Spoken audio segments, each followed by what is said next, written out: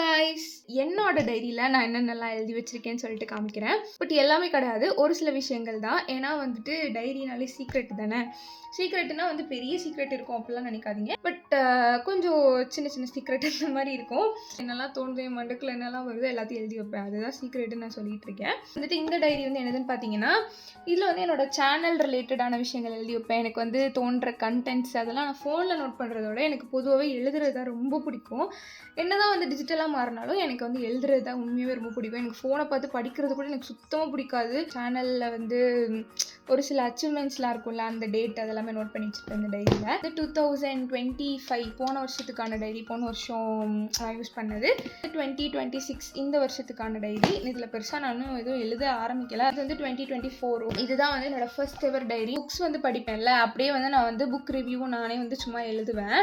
அதுக்கப்புறம் வந்துட்டு இந்த டைரி எனக்கு வந்து கனவு வராத நாள் அப்படின்னு பார்த்தீங்கன்னா 1-2 தான் இருக்கும். எப்போவுமே எனக்கு ஏதாச்சும் ஒரு கனவு, டெய்லி ஏதாவது ஒரு வித்தியாசமான கனவு இருக்கும். என்னோட ட்ரீம்ஸ் எல்லாம் வந்து எழுதி வச்சுருப்பேன் இந்த டைரியில். எப்போவுமே எழுதிட்டு இருக்க மாட்டேன். சில டைம் வந்து அவசரமாக காலேஜ் கிளம்பி போயிட்டு இருக்கனால மறந்துடும். பட் ஒரு சில டைம் வந்து நோட் பண்ணி வச்சுருக்கேன். அதையும் மோட்டிவேஷ்னல் கோட்ஸ் வந்து ரொம்ப எழுதுவேன். ஒரு மாதிரி இன்னும் நம்மளை வந்து பூஸ்ட் பண்ணோம். வீடு பால் காய்ச்ச டே, அதனால ஒரு வீடு வரைஞ்சி அதை நான் 12th படிக்கும் போது வரைஞ்சிது. 16th பர்த்டேக்கு இந்த மாதிரி கொஞ்சம் டூட்லிங்லாம் பண்ணிங்கன்னா அதுவும் நல்லாயிருக்கும். நான் வந்து அச்சீவ் பண்ணது இந்த வருஷத்தில் இதெல்லாம் அச்சீவ் பண்ணியிருக்கேன், என்னென்ன காம்படிஷன்ஸ்லாம் வின் பண்ணியிருப்போம்ல, ஸோ அதெல்லாம் எழுதி வைப்பேன். அப்புறம் வந்து என் ஸ்கூல் லைஃப்னு சொல்லிட்டே வந்து ஒரு செக்ஷன் ஒதுக்கி வச்சுருக்கேன் டைரியில். ஸ்கூல் லைஃப்பில் என்னெல்லாம் நடந்துச்சு, எந்த மிஸ்டெல்லாம் திட்டு வாங்கணும் அப்போல்லாம் வந்து இதில் இருக்கும்.